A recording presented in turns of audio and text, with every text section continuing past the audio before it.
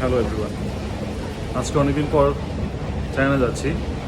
Hong Kong থেকে speed ট্রেনের মাধ্যমে হংকং থেকে চায়না যাওয়ার মুহূর্ত পর্যন্ত পুরোটা মুহূর্ত একটু একটু করে আপনাদের সাথে শেয়ার করতে যাচ্ছি। সো ভিডিওটা না টেনে শেষ পর্যন্ত দেখবেন, আশা করি ভালো লাগবে। অনলাইন থেকে টিকিটটা কাটি নাই, এই জন্যে উইন্ডোজ থেকে টিকিট কাটতে যাচ্ছি। এটা হচ্ছে হংকং কাওলম ওয়েস্ট স্পিড ট্রেন যে স্টেশন। ফাইনালি টিকিটটা হাতে পেয়ে গেলাম। কয়টা টিকিট? 10টা 27 ডিপার্চার, আর 11টা 21, অর্থাৎ 55 মিনিট সময় লাগবে অ্যারাউন্ড, মানে হংকং থেকে গুয়াংজু গিয়ে বসতে। এটা হচ্ছে স্পিড ট্রেনের টিকিট। এখন ডিপার্চার করবো। ফার্স্ট ক্লাসটাই চুজ করেছি। বোর্ডিংয়ের কাজটা এবং চেকিংয়ের কাজটাও সেরে নিলাম। যাচ্ছি এখন স্পিড ট্রেনের যে গেটের মধ্যে। So Hong Kong immigration, China immigration সব কিছু পার করে এখন ট্রেনের গেটের দিকে যাচ্ছি।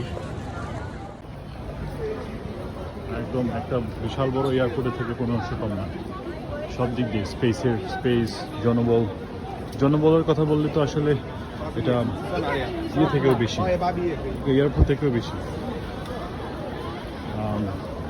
আমার গেট হচ্ছে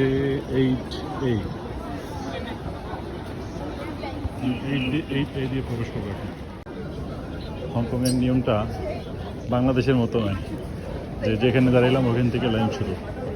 এখানে যেখান থেকে লাইন শুরু ওখানে পিছনে দাঁড়াতে হবে আপনাকে।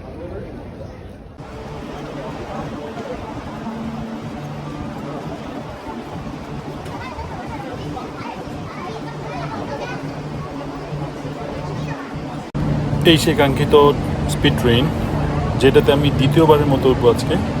So let's go guys. 9 নম্বর বগি হচ্ছে আমার বগি।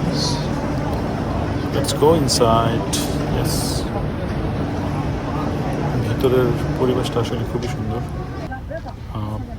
সিটগুলিও বিমানের সিটের মতো একদম অনেক চওড়া। খুবই মাত্র 12 মিনিটেই হংকংয়ের কাওলম থেকে শেনজিন চলে আসছি।